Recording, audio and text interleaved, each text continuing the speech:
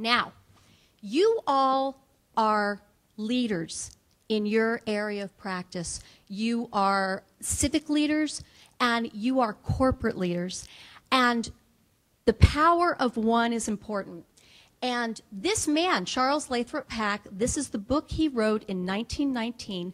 I carry it with me a lot of places. It's one of my favorite books ever. He was actually the man who created the Liberty, which became the Victory Garden program concept in America.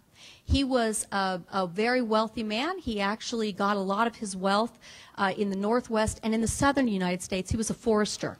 He was the 5th wealthiest American, but he was quiet in his wealth, and he was very understated, but he firmly believed that Americans needed to garden.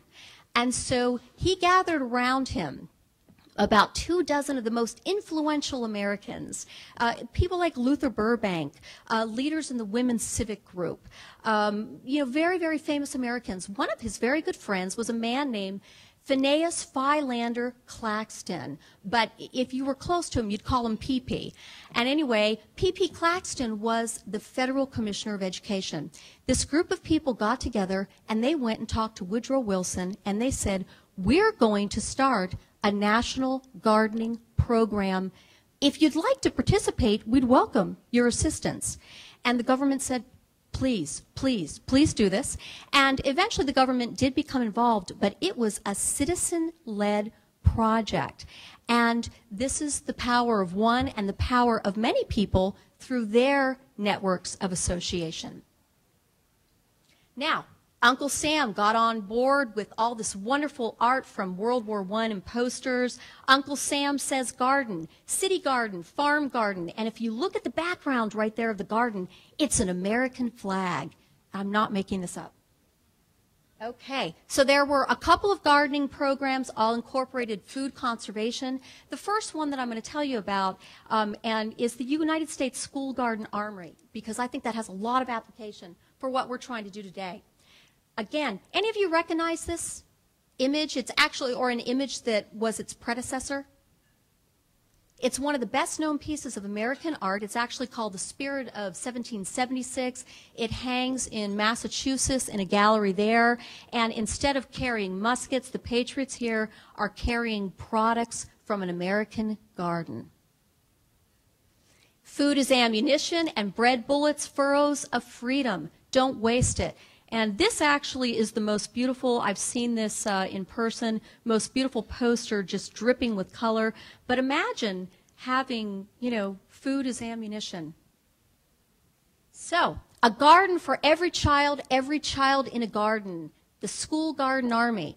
And this idea of a garden for every child in a garden comes from the sort of nature study, Liberty Hyde Bailey thread in American life. Follow the Pied Piper. Join the United States School Garden Army. And again, in the background, if you notice, there's a flag right there. So, it was under the U.S. Bureau of Education, and it was very probably the first effort to nationalize a curriculum in the United States through public schools. I think it's astounding that it was gardening and food conservation. I'd like to see that today. It targeted urban and suburban youth, several million children enlisted, and it was part of the larger Liberty and Victory Garden program in this nation. It was funded by the War Department. Woodrow Wilson thought this was such a vital matter to national security that he said the War Department is going to fund it, and Newton Baker, who was the Secretary of War, not only oversaw the funding, but actually wrote letters to the kids who participated.